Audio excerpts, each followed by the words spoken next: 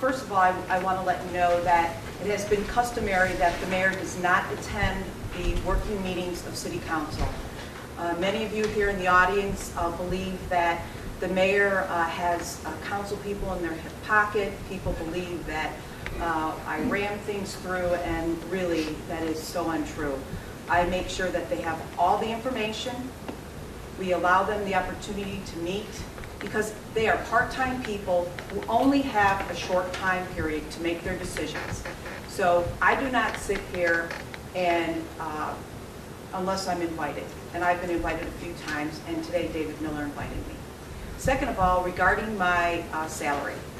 Yes, it is true that City Council did give the mayor an increase. The first 4 years there was no increase, and then prior to the last election, they did put up a payment schedule. I did sponsor legislation to take back my pay. However, it's against the law. The Board of the Secretary of State will not allow it.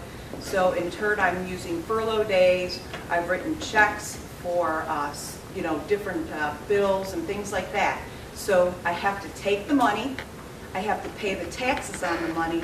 However, I will not have that money in any other way. So the difference I figured out from my previous pay, and I'm giving that money back on top of furlough days. So I will make less money in my pocket this year than I did last year. Second of all, I just wanted to talk about the cuts. With the latest round of cuts, I was going to do this at the City Council meeting, but I'm going to have the opportunity. With the latest round of cuts, the city should be able to carry, hopefully, $2 million into next year. The purpose is to have a general fund balance of $2 million. We believe we will be certified for our income tax of $15.5, which will give this city $17.5 million for 2011. At that point, I am going to try everything I can do to hold on to $500,000 of reserves just in case of emergency. We've seen them happen here before. Minusing your $500,000 of reserve, that will leave the city with $17 million.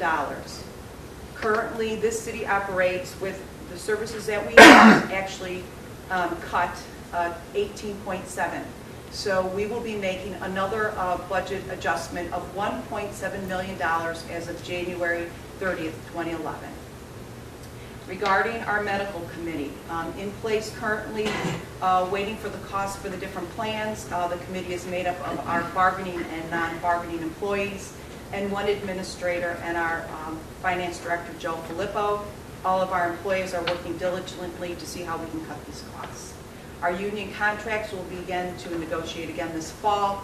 The unions did not press the issue to push for a 3-year contract this year, even though the city did have reserves. Many communities locally have done that. It has gone to binding arbitration, and communities have had to take the money from the reserves and actually give a percentage back to their employees.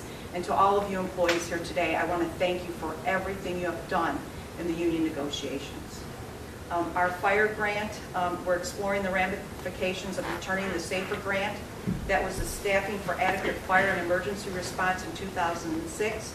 The grant provided the funding to have 3 firefighters and required us to agree to retain the firefighters for 5 years. And we are starting the 4th year of this agreement, and that provides 30% towards the salary costs of these firefighters.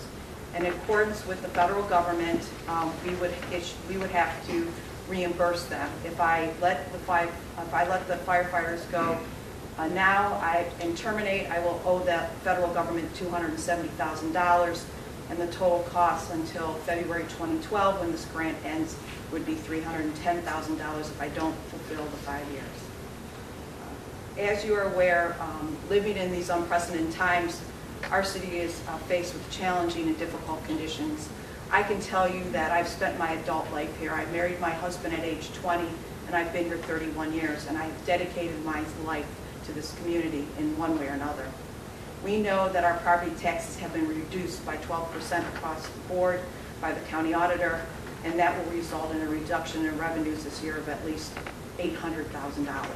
In addition, we are projecting a $300,000 reduction in income tax revenue and a 12% increase in the cost of medical and health coverage for employees. On top of this, the NEO can-do list from Case Western Reserve projected 800 homes will go in foreclosure, possibly here in the city of South Euclid. As of right now, there's 600, and we don't know what the count is for less. For the month of May, however, in the month of April, 200 houses were filed at the county level. There's potential that this could be higher. Once this happens, we will lose the income tax of the people that work in those homes, and this is one of the reasons we've been watching and monitoring every month, and we'll continue to have to make more cuts. The economic downturn makes it impossible for an urban bedroom community like South Euclid to balance the city budget. Similar communities from across the Northeast region are establishing new fees for waste collection and other services to make up their budget shortfalls. This administration has made another round of cuts totaling $700,000 plus, and we will begin regarding the final $1.7 million needed to balance the budget in 2011.